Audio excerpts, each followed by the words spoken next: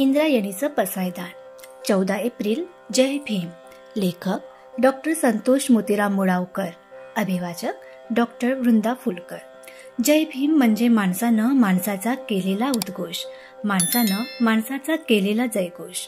जय भीम म्हणजे प्रत्येकानं प्रत्येकातल्या बाबासाहेबांना केलेलं अभिवादन, प्रत्येकानं प्रत्येकातल्या बाबासाहेबांशी केलेलं संवादन.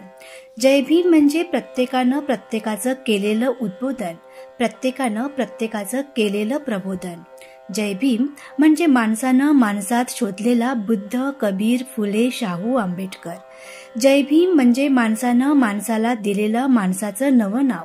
जय भीम म्हणजे बुद्ध, कबीर, फुले, शाहू, आंबेडकर यांच्या समतेचं नवं गाव.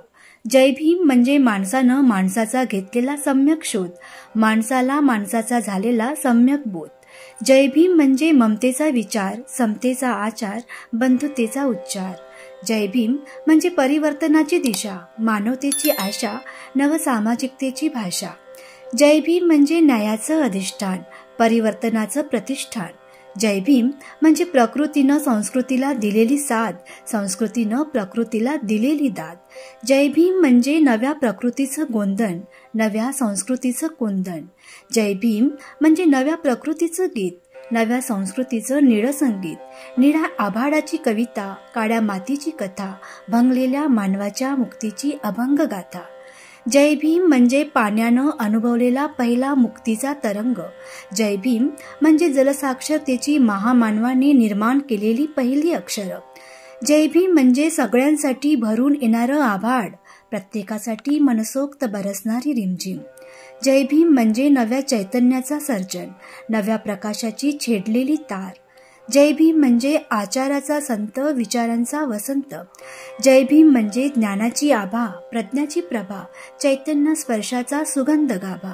जय भीम म्हणजे मुक्त झालेला स्पर्श, मानवाच्या विजयाचा ध्वज फडकवणारा संघर्ष. जय भीम म्हणजे माणसाची उंचावलेली मान, तळपणारी शान, माणसाच्या सम्यकाची जाण.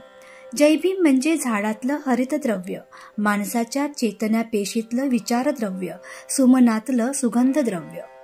जय भीम म्हणजे निसर्गाचं निसर्गत्व, पृथ्वीचं गुरुत्व, दीपस्तंभाचं दिशादर्शित्व, माणसानं सिद्ध केलेलं माणसाचं श्रेष्ठत्व. जय भीम म्हणजे सर्व सुखाची मंगल गाभा, विज्ञानानं उन्नत केलेला माणसाचा माथा. जय भीम म्हणजे प्रत्येकाची प्रेरणा, सकलांची चेतना, राष्ट्राची घटना, अवघ्या विश्वाची धारणा. जय भीम म्हणजे सुगंधानं सुगंधाची केलेली सुगंध वंदना. जय भीम म्हणजे 14 एप्रिल 1891च्या भीमा जन्माच्या महोत्सवाचं प्रेरक स्मरण, महामानवाच्या मानवमुक्तीच्या लढ्यामुळं घडलेलं सम्यक.